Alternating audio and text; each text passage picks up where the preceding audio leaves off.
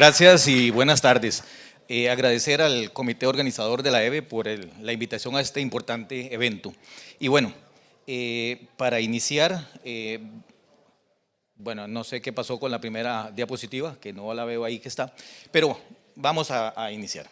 Ok, cuando hablamos normalmente de insectos asociados al banano, siempre los vamos a referir básicamente a aquellos que nos van a causar un daño importante en la fruta, ¿verdad? Sin embargo, también en el cultivo podemos ver que existen una serie de otros insectos que también nos visitan de una manera esporádica y en otros momentos que no necesariamente nos va a causar un daño directo sobre lo que sería la calidad de los frutos. Y ahora lo vamos a discutir por qué. Cuando hablamos, uno de los primeros insectos que ha tomado una gran relevancia últimamente es el caso del picudo negro. El picudo negro es un insecto que tiene varias características que lo hacen bastante importante y de gran interés en el estudio.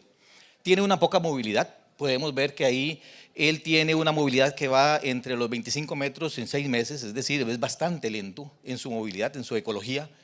Tiene una tasa de oposición bastante lenta. Se habla que anda más o menos de 2.7 huevos por semana, que eso es bastante lento. Sin embargo, él tiene un ciclo de vida muy largo, entonces eso hace que ese es el foco de interés. En este caso, este insecto, el agente causal más importante es la larva, porque nos la causa una galería que va a causar destrucción parcial o inclusive a veces total de ese cormo. En altas poblaciones puede provocar una disminución en el peso del racimo, la vida útil de la unidad productiva, entre otras cosas. Y hay genomas que son muchísimo más susceptibles al ataque de picudos. A veces por eso es que nos sorprendemos un poco porque vemos que tal vez hay plátanos que son muchísimo más, decimos, más apetecibles para los picudos, comparativamente con otros genomas que son muchísimo más tolerantes para el insecto. Pero en general, muchas veces sabemos que este insecto siempre va a atacar de una u otra manera las plantas de bananos. En lo que es el ciclo de vida del insecto, podemos verlo acá resumido de esta manera. El adulto es muy fácil encontrarlo ahí caminando, sobre todo por los rastrojos en la parte de la vegetación. Pone sus huevos en la base de las plantas. Normalmente lo hacen en plantas vivas. Ocasionalmente los puede usar también en plantas que ya están recién cosechadas o caídas. Su larva se desarrolla dentro del cormo, pupa posteriormente ahí y continuamos con un nuevo ciclo de vida. En lo que respecta al daño, pues es un daño que nos va a causar una gran cantidad de problemas, como lo podemos ver acá.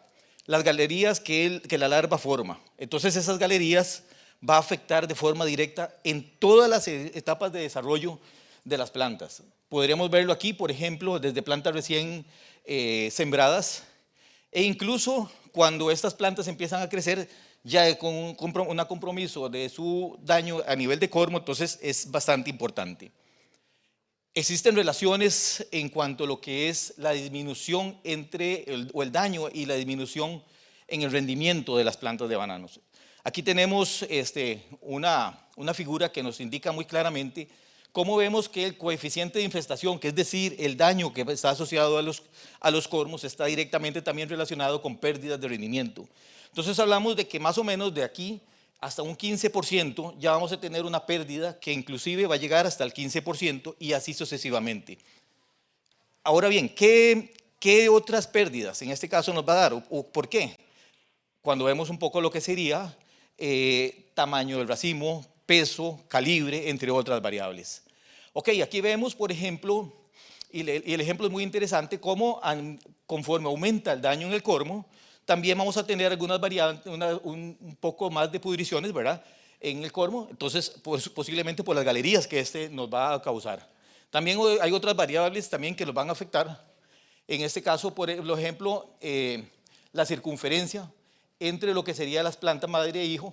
También otro factor que sería el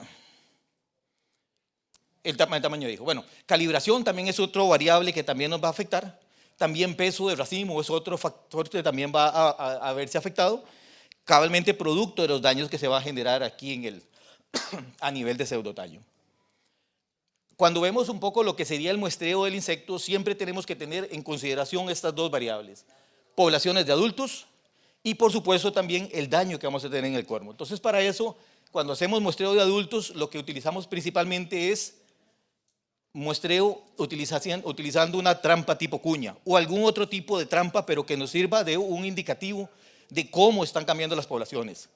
También tenemos daño en el cormo, ¿verdad? Para eso hacemos limpieza en el cormo para ver cómo está ese daño. También es importante ver las poblaciones y las proporciones de picudo negro versus picudos rayados. Porque para el caso de aquí en Ecuador, las poblaciones de picudo rayado son poblaciones bastante interesantes y que ameritan tener muchísima atención. Ver este efecto, plantas caídas, que son un factor importantísimo, ¿verdad? Porque plantas caídas, no solamente por picudos, sino también puede estar asociado con nemátodos, y siempre que hay un asocio picudo, siempre va a haber una relación también directamente con nemátodos. Normalmente también es común encontrar, ¿verdad? Como mencionamos, picudo negro, pero también Abricophorum palmarum, es decir, el picudo de las palmas. Y aquí hay un trabajo que publicó Alpizar en 1998, donde hace una relación muy interesante que picudo negro principalmente está más relacionado con lo que sería bananos, mientras que picudo negro está un poco más relacionado con lo que serían plátanos. Pero también hay una visitación también a nivel de fruta, por ejemplo, en este caso del Abricophorum palmarum. Y este factor es bastante interesante porque el picudo negro, en este caso, perdón, el picudo de la palma puede estar sirviendo como diseminador de algunos agentes patógenos entre las plantaciones. Ahora bien, ¿qué podríamos decir también sobre lo que serían los patógenos vasculares en plantas? Ya se ha cubierto muchísimo aquí en esta sala. Y pues bueno, son aquellos que afectan el tejido conductor, ¿verdad? Xilema y floema, por supuesto, ¿verdad? Transporte de agua y comprometer la salud de la planta. Ok, pero ahora, ¿cuál es la relación que existe aquí? Y bueno, y aquí los principales agentes causales de estos agentes patógenos tenemos tres, sintetizándolo aquí. Hongos en caso de Fusarium, bacterias en el caso de Rastonias y en el caso de picudos, en este caso sería Rhodophyllus. Pero ¿qué pasa cuando están estos tres elementos juntos? Cuando están las plantas susceptibles, cuando tenemos los patógenos y cuando tenemos el picudo negro. Y ahí es cuando se nos complica el asunto. Bueno, si nos vamos un poco más de historia, ¿verdad? Podemos ver, por ejemplo, que esta es una investigación que se realizó en Australia, donde se mencionaba de que los picudos posiblemente podrían ser vectores de Fusarium, es decir, porque se encontraron algunos propágulos infectivos externamente dentro del insecto. Posteriormente, este otro autor en África, él encontró, en este caso, bacterias en Xanthomonas campestris, internamente y externamente dentro del picudo. Nuevamente se da otro indicio de que efectivamente el picudo podría estar vinculado con la diseminación o como la vectorialidad. Y también en este otro autor y colaboradores, Heck en Brasil, ellos estudiaron y vieron cómo hicieron una relación entre las poblaciones de picudos versus el combate, en este caso utilizando hongos entomopatógenos, bauberias y todo esto, que cuando había menos daño de picudos, la incidencia de la enfermedad era muchísimo menor. Entonces, basado en esto, me surgió una serie de interrogantes más que ameritaban ir un poco más allá. Entonces fue cuando empecé a estudiar un poco estas interacciones, si realmente el picudo estaba vinculado con esa vectorialidad. Para eso utilicé un modelo Fusarium raza 1, utilizando Gros-Michel, para determinar algunas cosas que vamos a ver más adelante, y también estudié, en este caso, la interacción con Rastonias. Igualmente, en el caso raza 1 utilicé Gros-Michel, aquí para Rastonias pues utilicé Cavendish. Ok, las primeras cosas que vamos a hablar aquí, en el caso de Machites por Fusarium, tiene características muy interesantes, ¿verdad? Que nos va a ayudar a entender el por qué o cuál es el rol que tiene este insecto. Tiene estructuras que son las macroconidias y la clamidóspora, ¿verdad? Que son estructuras altamente resistentes que pueden permanecer por mucho tiempo. Y ahora vamos a ver por qué y cuál es la importancia de esas estructuras. Ok, me hice una serie de preguntas. Si el picudo era posiblemente potencial dispersor de los propágulos, de ahí una serie de preguntas más, que cuánto es el tiempo de contacto para que el insecto, una vez que visita las plantas, se pueda contaminar, cómo es la adquisición, si es interna o es externa, que era complementario de lo que se había hecho en Brasil, qué sucede con las excretas, si realmente podían pasar los propágulos infectivos ahí dentro de las excretas, y la sobrevivencia interna y externamente en el insecto. Entonces, para eso una serie de investigaciones que la vamos a resumir de esta manera, a partir de picudos de pies de crías sanos, limpios, es decir, criados en laboratorio. Empecé a hacer pruebas para ver ponerlos a alimentar sobre tejidos con fusarium y tejidos sanos, por diferentes tiempos de alimentación, y posteriormente lo que hice fue empezar a extraer picudos a los diferentes tiempos y hacer tanto evaluaciones de sistemas digestivos, es decir, hacía disecciones y examinaba a ver cómo estaba ese sistema digestivo, e igualmente lavados externos. Para ello hacía aislamientos con medios semiselectivos, posteriormente identificación molecular y hacer postulados de Koch. Ok, ¿qué podemos encontrar aquí o qué fueron los resultados que se encontraron? Que el enóculo del hongo fue detectado a los 5 minutos, es decir, una vez que ya el insecto entra en contacto con una material con fusarium, ya inmediatamente él ingiere, se contamina internamente o externamente, y el tiempo máximo de inóculo se alcanzó a las 2 horas. Ahora bien, también cuando empezamos a ver sobre sobrevivencia de fusarium en los picudos, utilicé una metodología equivalente, solamente que aquí lo que hice es lo siguiente: ponerlos a alimentar, extraerlos y después ver en qué tiempos el insecto iba a poder ir perdiendo los diferentes propágulos de fusarium. Ok, igualmente lavados externos, sistemas digestivos, identificación de colonias compatibles con fusarium. ¿Qué se encontró aquí? Que fusarium se mantuvo externamente más de 2 días y hasta 4 días, es decir, que tiene una capacidad de permanencia bastante grande. Y eso es importante porque cuando él se mueve, entonces quiere decir que va a ir arrastrando o va a ir dispersando el patógeno. También estudié lo que es la presencia en las excretas, si estaba ahí presente o no. Igualmente lo que hice fue poner esos insectos a alimentarse con material con fusarium, extraer las excretas e igualmente identificar, a ver, qué fue lo que encontramos. Igualmente con identificación molecular para poder estar seguro que realmente lo que estábamos encontrando era fusarium. Hicimos pruebas de patogenicidad y la sorpresa fue la siguiente, que más o menos el 13.3% contenían al menos 1 o 2 colonias de fusarium. Quiere decir que el insecto también, dentro de su tracto digestivo, una vez que excretaba, también habían colonias infectivas. Como resultado de aquí, podríamos decir entonces que se confirma por primera vez los propágulos infectivos de fusarium en sistemas digestivos. Todas las cepas que se encontraron ahí eran infectivas, lograron infectar plantas, de Gros Michel en este caso, ¿verdad? Se conoció la dinámica de adquisición y sobrevivencia de fusarium, y la adquisición realmente fue una adquisición bastante rápida. Aquí lo resumo en esta publicación. Otra de las preguntas que me hice, si realmente puede el picudo transmitir fusarium en plantas sanas. Para eso igualmente me hice una serie de preguntas: qué tipo de transmisión es la que estaba involucrada, si es una transmisión pasiva o una transmisión activa, y si el sexo del insecto, el género del insecto, si hembras y machos, ¿verdad?, para que sea la aclaración, estaba relacionada en esa contaminación. Entonces para eso hice otra serie de investigaciones, sexé insectos para el mecanismo activo, es decir, coloqué los insectos directamente a que se alimentaran previamente, bueno, aquí previamente alimentados de material con fusarium, y que se alimentaran de la planta.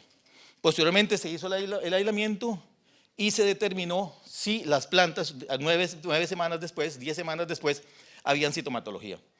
E igualmente en el mecanismo pasivo es aislar el sistema radical para que los insectos no entraran directamente en contacto con la planta, en este caso una planta sana.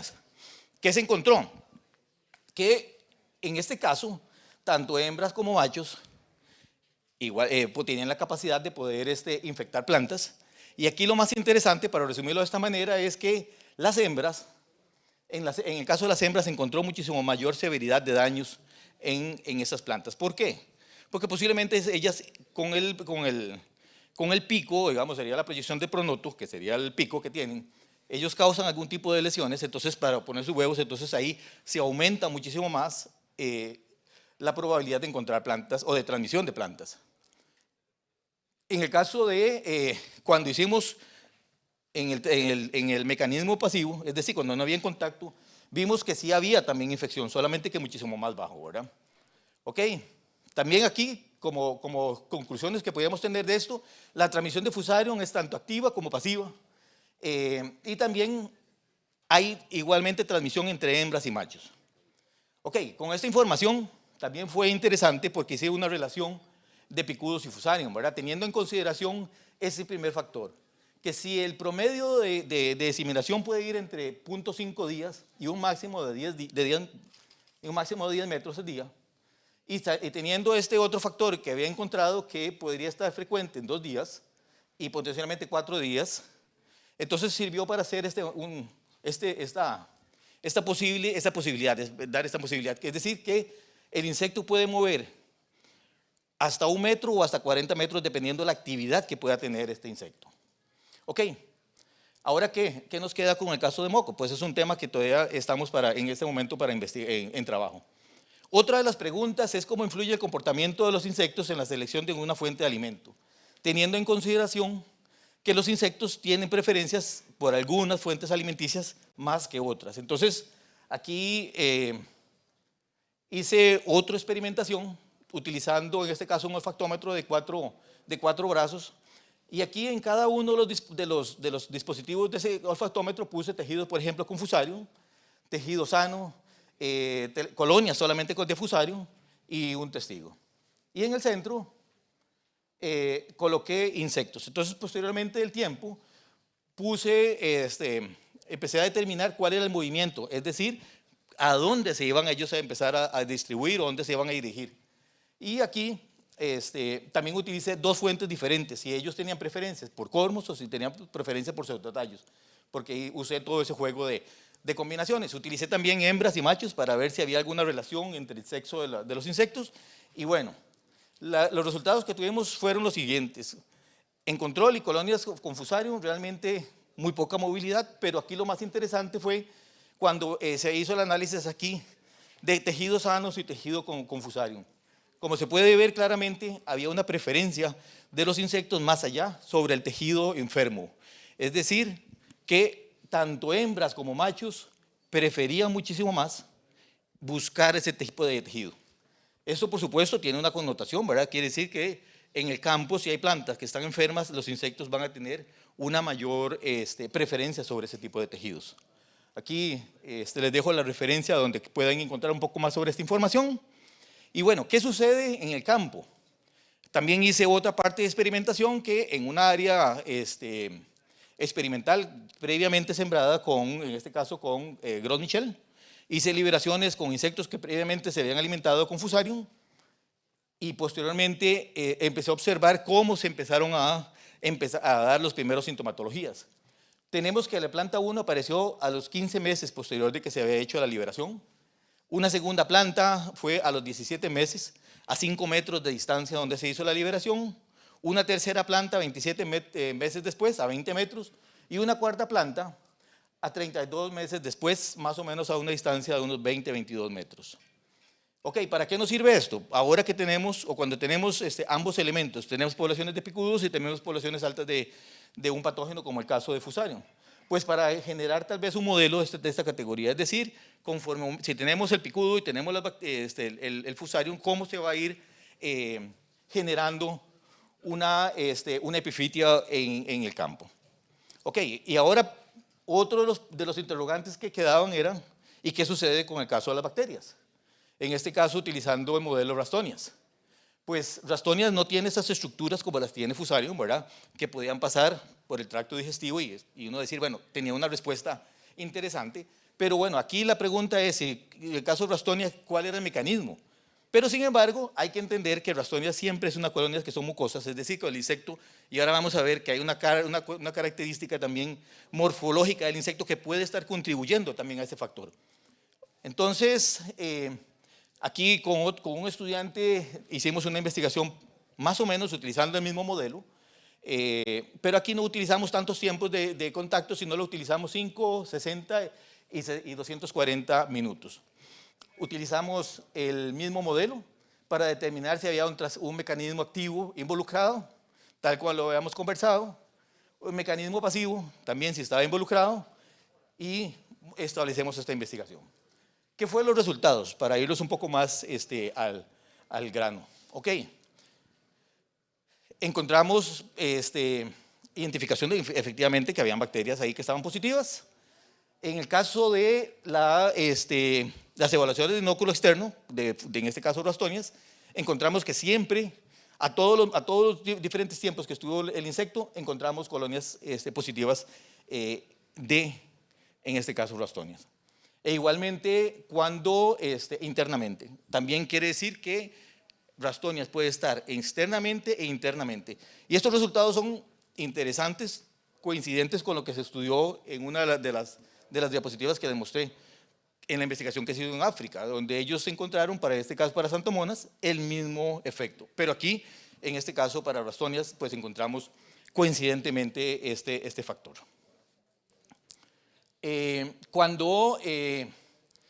Aquí tenemos en esta otra diapositiva, cuando hay que la transmisión de FOC es más efectiva cuando el insecto está en contacto. También, en este caso, perdón, es en moco. En este caso, moco, es cuando hay en el mecanismo pasivo, tuvimos una sorpresa que es que la mayoría de las plantas se nos quedó como plantas asintomáticas. La respuesta, pues realmente todavía no la tenemos, sin embargo, hemos visto que, y revisando la literatura, por ejemplo, para rastonias en tomate y en otros cultivos, es a veces de forma frecuente que se puede encontrar plantas que son asintomáticas y no podemos ver los daños. Sin embargo, cuando hicimos esto, test molecular, esas plantas que no estaban como presentando los daños típicos de la bacteria, estaban positivas. Ok, en síntesis, ¿qué podríamos decir? Entonces, que hay una atracción, ¿verdad? Que hay una diseminación activa, que hay una contaminación. Y si vemos un poco lo que es la morfología, que les mencioné un poco lo del insecto, puede favorecer el acarreo de los patógenos. ¿Por qué? Bueno, este no es el caso de picudo negro, de Cosmopolites, pero sí de otro picudo que tiene exactamente la misma situación, ¿verdad? El mismo modelo. ¿Qué podríamos ver? Un montón de pubescencia aquí, pelos, ¿verdad? Que pueden servir como acarreadores en este caso, de patógenos. Igualmente en el rostrum o en el pico, ¿verdad? Que también pueden estar ahí asociados. Entonces también hay que evaluar aspectos claves que hay que considerar en este caso, ¿verdad? Toda la herramienta que vamos a utilizar, que sea bien desinfectada, porque perfectamente estas herramientas nos pueden estar sirviendo como diseminadores de estos patógenos, tanto de rastonias como de fusarium. Y bueno, inicié con esta diapositiva, que hay muchos visitantes, ¿verdad? En el cultivo del banano, pero también hay otros visitantes, ¿verdad? Como el caso de los murciélagos, que también, si bien es cierto, esto es la charla de insectos y que dice que hace el murciélago por ahí, ¿verdad? Pero bueno, también ahora vamos a ver esta situación. Esto fue otro trabajo donde lo que hice fue que en áreas con alta incidencia de moco, empecé a recolectar insectos de diferentes órdenes, entonces, que estaban visitando. Entonces, por ejemplo, moscas, escarabajos, avispas, en fin, cucarachas y demás, y dentro de esos murciélagos. Entonces, a cada uno de ellos los recolectaba, hacía test molecular para ver si estaba presente rastonias, y la sorpresa, ¿verdad?, es que también cuando ellos están visitando las plantas, ellos entran en contacto directo con esas plantas y se contaminan. Entonces también pueden estar sirviendo como posibles acarreadores de este tipo de patógenos. Entonces, algunas medidas a considerar aquí que son importantes, ¿verdad? Hay que hacer un embolse prematuro para evitar el contacto, porque realmente los insectos no van a ir a buscar o a hacer un daño directo, sino simplemente ellos accidentalmente se están contaminando. Cuando hacemos un poco la desinfección, hay que hacer desinfección de plantas, ¿verdad? Sobre todo en deshijas, cosechas, deshojas. Evitar la desflora en áreas con patógenos de estos, que es muy importante. Evitar el chuzo como una herramienta o como un daño físico que le podemos causar a las plantas. Control de malezas con herbicidas, que es muy importante, sobre todo para las áreas con moco. Puntos de desinfección, básicamente pediluvios, utilizar vitroplantas cuando se hacen las resiembras. Y utilizar, muy importante, que está muy relacionado con el primer punto, ¿verdad?, que es las fundas largas y cerradas ligeramente para evitar que los murciélagos o los insectos puedan llegar y estar visitando y contaminando las plantas. Ok, ¿a qué nos estamos enfrentando? Eso es otra de las cosas que estamos aquí y que nos tiene en preocupación. Niveles altos de picudos, patógenos a aumento, Pocas alternativas químicas, las alternativas biológicas a veces son un poco más lentas de trabajar. Entonces hay que dar mucha atención a esto y no existe la cultura del muestreo. Es decir, que cuando nos damos cuenta ya tenemos el problema. Y ya ahí es cuando tratamos de hacer unas medidas correctivas, pero nos va a costar muchísimo más caro, ¿verdad? Ok. Ahí es cuando venimos a lo que serían las estrategias de manejo. No tenemos que pensar en una sola estrategia de manejo, sino tenemos que pensar en integrar esa serie de estrategias, ¿verdad? Estrategias de manejo, por ejemplo, ¿quién? Uso de feromonas, control biológico con hongos, los nematodos entomopatógenos que no funcionan muy bien, el control químico, por supuesto, ¿verdad? Utilizar insecticidas, nematicidas, que son una herramienta que hay que utilizarla en el momento que hay que utilizarla, y para eso hay algunas alternativas con un excelente control. Y por supuesto, no pensar de que hay que eliminar las hormigas, porque eso a veces cuando, en el caso de manejo de las cochinillas, se ha pensado de que hay que matar todas las hormigas, y realmente no. Las hormigas tienen un papel importantísimo como depredadoras de huevos y también como depredadoras de larvas. Puse esta figura también que creo que es importante tener que discutirla, porque es importante que en las fincas hay que generar mapas de distribución de las plagas y también ayer cabalmente me dijeron, bueno, ¿y cómo se colocan las feromonas? ¿Verdad? Cuando se hace, en este caso, un control etológico. Sobre todo, entonces poder poner cuáles son las áreas de prioridad. Y en esas, sobre todo, en áreas de los colindantes, de los vecinos, saber dónde vamos a colocarlas, esas feromonas, ¿verdad? Es decir, no colocarlas solamente dentro de la finca, sino más bien en bordes a los lados, para evitar que áreas en riesgo nos puedan ingresar los insectos, y más bien lo que estamos haciendo es introduciendo la plaga con los patógenos de los vecinos. ¿Ok? Eso es un factor importante. Se pueden utilizar también, otra alternativa, ¿verdad? Los nematodos entomopatógenos, los cuales también han tenido un muy buen éxito en este sentido. Realmente tienen una capacidad de búsqueda dentro de las galerías de los colmos de las plantas. Y aquí podemos perfectamente tener algunos heterorhabdites que también funcionan muy bien. En cuanto a lo que es el combate químico, pues también hay muchas alternativas. Unas herramientas acá, por ejemplo, que ustedes tienen acá en el Ecuador, utilización de oxamil, que también tiene una sistemia muy buena y también logra controlar bastante efectivo lo que serían las larvas y también los adultos. También otros productos, ¿verdad?, que también están disponibles, las abamectinas, productos formulados a base de abamectinas, con resultados bastante interesantes. Y bueno, esto sería básicamente lo que tenía para presentarles.